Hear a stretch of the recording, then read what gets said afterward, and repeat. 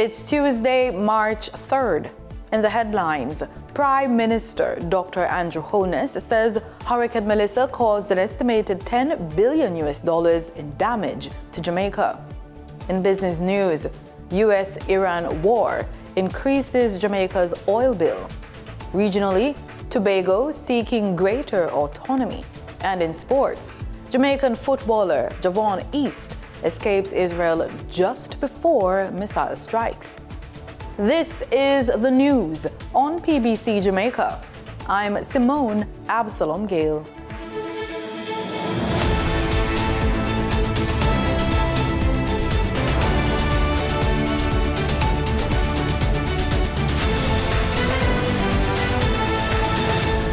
Prime Minister Dr. Andrew Holness says Hurricane Melissa caused an estimated $10 billion in damage to Jamaica.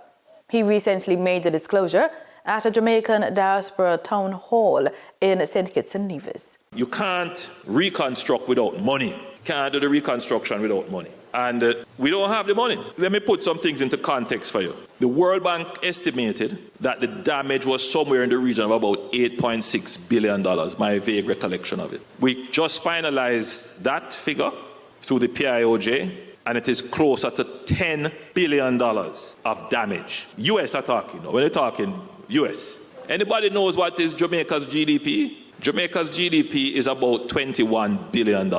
You get the magnitude of the disaster. The Category 5 hurricane battered sections of western Jamaica last October, leaving a trail of destruction. Now, 4 months later, the government says the country has moved into the recovery phase. Dr. Holness also expressed gratitude to Caricom and members of the international community for their support in the aftermath of the storm. He notes that despite internal differences, the Caribbean region continues to stand together as family in times of crisis. In a bold move to enhance Jamaica's tourism sector, the Ministry of Tourism has unveiled a substantial budget of $16.8 billion for the upcoming fiscal year 2026-2027. This funding aims to bolster local and foreign investments, while positioning Jamaica as the premier destination for travelers. The detail in this Estimates of Expenditure feature from the Jamaica Information Service. The Ministry of Tourism continues to build on its plans to increase local and foreign investments, as well as strengthening international partnerships to position Jamaica as the destination of choice. And with the budget for the new financial year revealed, those plans are closer to becoming a reality.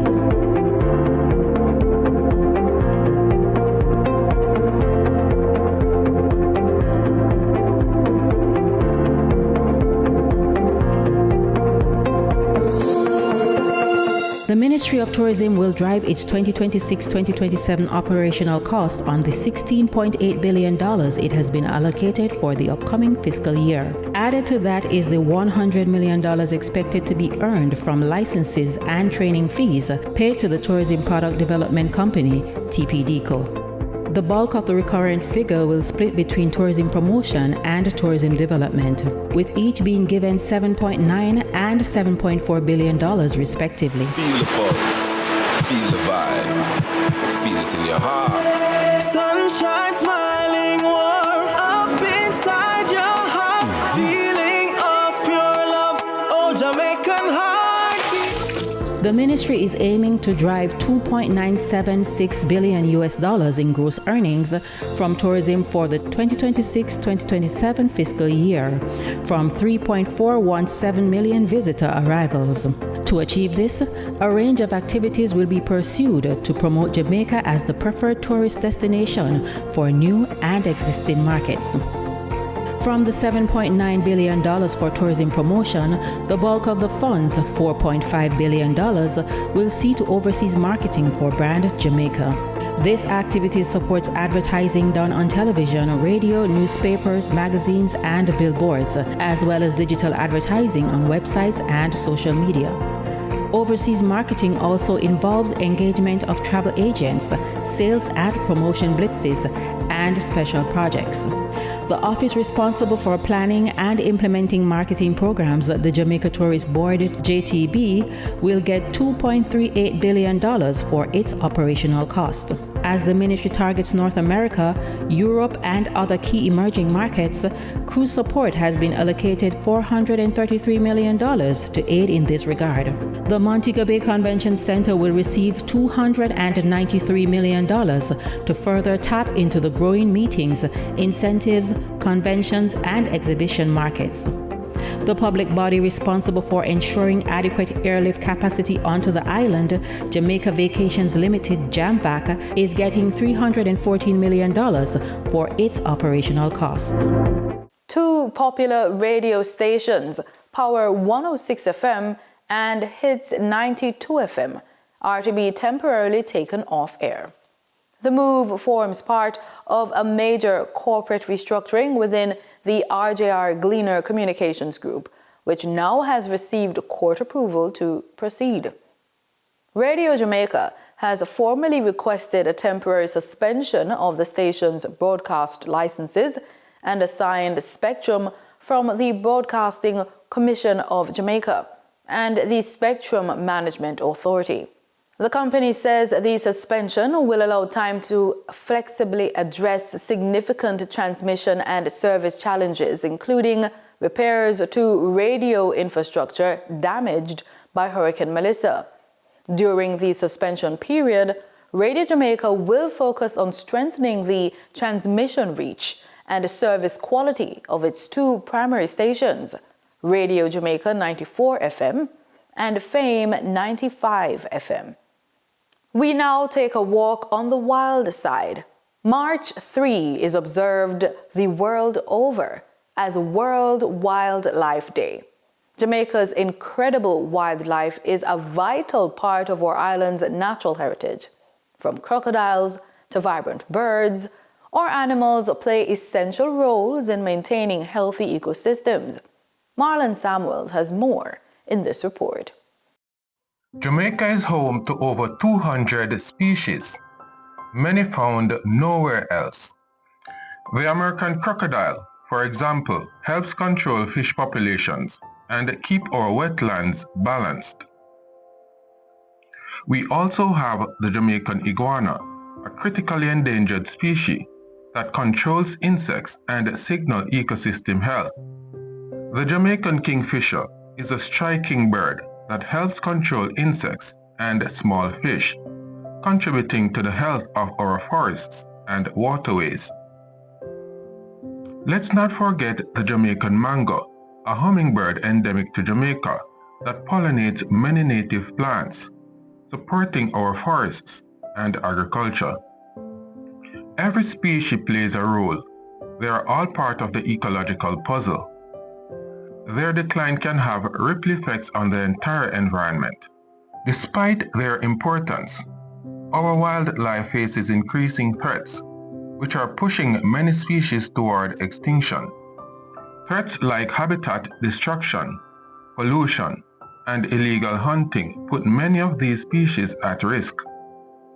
Their decline affects us all, disrupting water quality, land fertility, and climate resilience.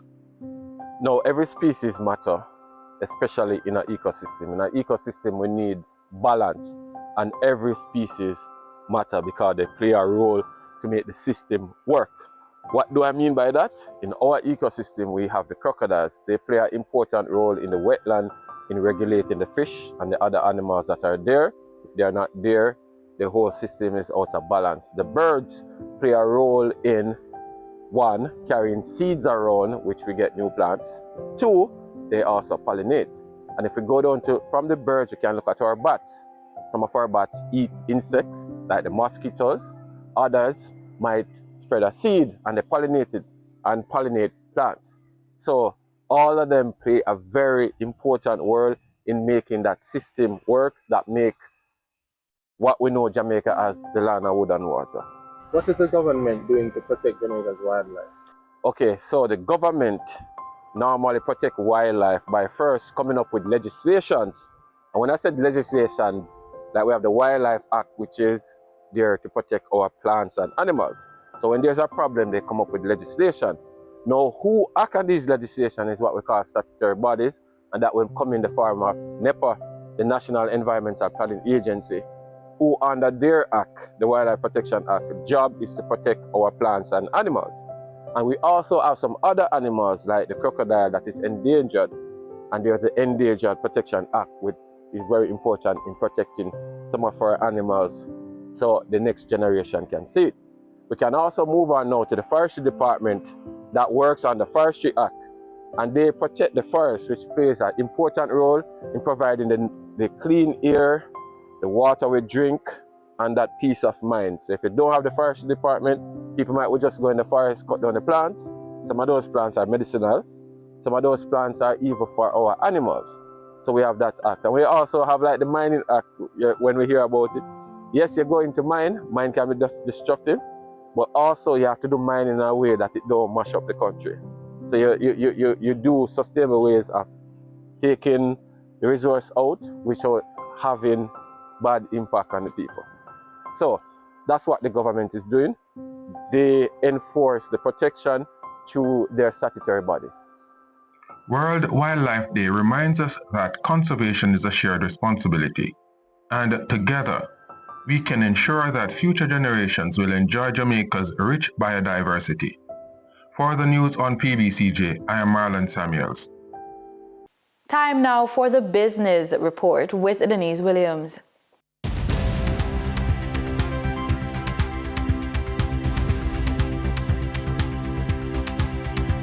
Welcome to today's business report. I'm Denise Williams, bringing you the developments shaping markets, capital access, and business decision-making across Jamaica and the region. Let's get into the stories that matter. Jamaica's oil bill, which was running at US $1.5 billion during the first 10 months of last year, at an average price of US $65 per barrel, has skyrocketed to over $2 billion this year. This is because of the certain crude oil prices in the wake of the current war between the USA, Israel, and Iran. It will also make Jamaican products more expensive in both the domestic and export markets, widening the trade deficit. The trade deficit was running at US $4.8 billion during the first 10 months of last year. The price of West Texas Intermediate jumped by 6.77% to close at US $71.56, while Brent crude oil rose 7.63% to close at US $78.43 per barrel. President of the Realtors Association, Gabrielle Gilpin Hudson, has expressed concern that the high interest and mortgage rates are having a negative impact on the volume of sales they're doing now compared with the years 2024 and 2025. She told RJR News that it is against this background that the association has been urging members of the Jamaica Bankers Association to reduce their lending and mortgage rates. Ms. Hudson noted, however, that the Bankers Association argued that the asset tax and other regulatory fees make it difficult for them to reduce interest rates at this point. The calls for commercial banks to reduce their interest rates intensified following the Bank of Jamaica's recent decision to cut its benchmark or signal rate of 5.5% per annum from 5.75% per annum. But the banks want the asset tax to be reduced or removed before they can cut the rates. For the trading period of March 2, 2026, the most actively traded securities were R.A. Williams Distributors Limited with 46,060,183 units, or 64.54% of market sales activity. Trans-Jamaican Highway Limited Jamaican dollar shares with 5,137,961 units, representing 7.2% of market sales activities. Carreras Limited with 5,110,119 units, representing 7.16% of market sales activities. Investor activity remained concentrated in transportation, medical distribution, and cigarette distribution plays, signaling continued interest in dividend-producing and strategic assets. Turning to the foreign exchange market based on Bank of Jamaica data for March 2, 2026, Forex traders recorded significant activity with strong demand across major currencies. For the US dollar, trading margins reflected steady liquidity, with the US selling at $157.13 and buying at $155.25. For the Canadian dollar, moderate gains supported by $6.96 transaction spread. The Canadian dollar sold for $114 and was bought for $114.62. For the British pound, continued volatility offered short-term trading opportunities of $4.21 in profits for the banks. The British pound was sold for $211.08 and was bought for $209.35. These movements underscore the importance of cash flow timing and currency awareness for businesses managing import costs, debt servicing, or overseas exposure. For our credit report tip of the day, before couples can build wealth together, they need a clear and honest picture of their financial habits. A credit report provides that snapshot. When you review your report side by side, you are not just looking at numbers. You are observing patterns, payment history and reliability, debt levels and types of credit used, financial commitments that may not always be discussed openly, and financial discipline over time. This exercise often reveals differences in how each partner approaches responsibility, risk, and planning. One partner may be cautious and methodical, while the other may be comfortable using credit more aggressively. Neither approach is automatically wrong, but understanding the difference matters. The conversation should not be about judgment. Instead, it should be about awareness and transparency. At this stage, couples are answering a simple but powerful question. How do we each handle money when no one is watching? And that's today's business report. I'm Denise Williams, bringing clarity to capital markets and strategy. Until next time, stay informed, stay intentional, and keep building forward. See you soon.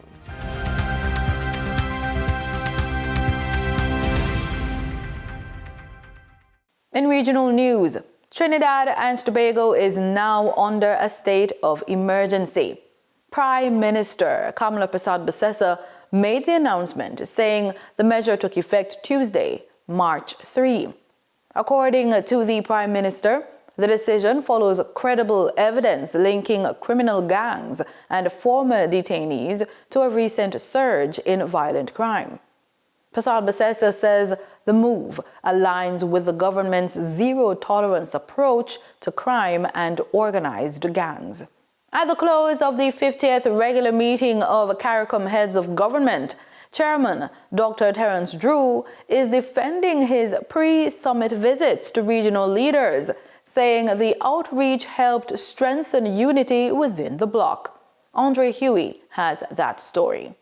At the close of the 50th regular meeting of the Conference of Caricom Heads of Government, immediate concern asked if the personal travel, visits, and interactions carried out by Dr. Terence Drew with fellow heads of government in Caricom ahead of the meeting had served to secure a cohesive institution. According to the Caricom chairman, Dr. Drew, he believed the Caricom meeting was successful with one of the highest turnouts of heads of government. Prior to the meeting, some persons expressed the view that Caricom was fracturing as a result of actions being undertaken by the U.S. administration. However, Jamaica's Prime Minister Andrew Holness responded, saying he welcomed the intervention of Prime Minister Dr. Drew, indicating its timing was most appropriate. I thought it was a very thoughtful action on the part of the chairman to make a mission of speaking with colleague heads across the region personally. There was a sense reflected in several editorials and articles across the region regarding the unity of the region and the functioning of the regional mechanisms. And I believe that having done this mission and having met directly with the heads and would have had an opportunity to discuss in person all the issues that existed, it set the tone for this meeting. And you would see that the level of cordiality was very much pronounced. All the heads attended, and at our retreat, we had very good discussions. So I think this strategy was very useful and a very thoughtful one. Both prime ministers were present for the usual end of conference press conference. Tobago is moving toward a possible referendum on greater autonomy. Assembly member Trevor James has tabled a motion outlining a 3-track process to secure a political mandate and enabling legislation for a Tobago-specific consultative referendum. If approved, the measure would allow the Elections and Boundaries Commission to oversee the vote, with the outcome potentially paving the way for constitutional reform and expanded self-governance for Tobago. The details in this TTT News report. Bringing the motion to the Assembly, Assembly member Trevor James noted 2 representatives in the House of Representatives is insufficient representation for Tobago. As such, he said the Tobago referendum will be achieved with a 3-track process. This includes political mandate, statutory authority, and constitutional interface. That one affirms that the people of Tobago are the political principals, and 2, direct the Executive Council and of the THA to formally request enabling legislation for a Tobago-specific referendum. This will establish democratic legitimacy before any legal steps. 2, we will request enabling legislation, and we want to propose the name the Tobago Consultative Referendum Act, where the THA will formally petition the Parliament of Trinidad and Tobago through the Cabinet to enact ordinary legislation, maybe through an amendment of the THA Act. Mr. James noted that currently Tobago has no legal consultative democratic process to ensure the voice of Tobago is being adhered to. Hence, the motion is critical. As the motion is contemplating, the Secretary of Legal Affairs shall convene a drafting committee comprising representatives of the Tobago House of Assembly, constitutional and international law experts, civic society, faith groups, business and youth representatives. This mandate will be to draft the Tobago Consultative Referendum Bill to ensure that it is consistent with the Constitution, that it is consistent with international self-determination norms, that it is consistent with Caricom and the Caricom democratic practices. The Parliament will be asked to enact the referendum framework. So this will allow the THA to trigger the referendum. It will require the EBC to administer it, and it will mandate the results to be formally transmitted to the Cabinet, to the Parliament, and to the President. Mr. James said this should lead to the amendment of the Constitution Amendment Bills or Tobago Autonomy Federal-Style Governance Bill. He said the aim is for this to be more than just a symbolic act, but ensure structure in achieving the referendum. Grenada has taken another step toward digital government services, with the Immigration Department launching an online embarkation and disembarkation form aimed at streamlining the travel process. More in this report. The digital embarkation and disembarkation portal became fully operational on March 1st, replacing the traditional paper form and modernizing the entry and departure processes for travelers. Superintendent Elian Purcell, head of the Immigration Department, described how the system's introduction will improve travelers' experience at Grenada's ports of entry. It would mean that you walk off the aircraft. Once the ED card is done online using the platform, it is submitted. We'll be able to pick up your data. When you get in, we cross you, and there will be no data entry, absolutely no data entry at our level after you cross the border. While authorities assess the new platform's uptake and functionality, paper forms will still be collected. Superintendent Purcell anticipates that integrating the work of both customs and immigration through the new system will also benefit staff. So once the traveler checks in with immigration, customs will also interact in real time with the same data that immigration is working with. And that makes the job easier because there is no need now for you to bring that paper copy from immigration to customs. Like other Caricom member states, Grenada's online embarkation and disembarkation system was developed and secured by Caricom Impacts, the regional body's implementation agency for crime and security. He said travelers can therefore rest assured that their information will be protected. Caricom Impacts is well trusted, and whatever they put their hand to for the region can be trusted in terms of the security. They have cyber security experts and other experts within the agencies to assist with the security of whatever we do. Superintendent Purcell encouraged travelers to complete the form at least the day before their flight departs for Grenada. The system is available in 5 languages and also supports entry by seaports. Travelers must enter their flight and passport information, a copy of their travel document biodata page, and a valid email address. Once completed, the receipts should be saved to your mobile device or printed for presentation to immigration and customs personnel. The embarkation and disembarkation portal can be accessed at edcard.gov.gd. In sports, a quick update from the football world.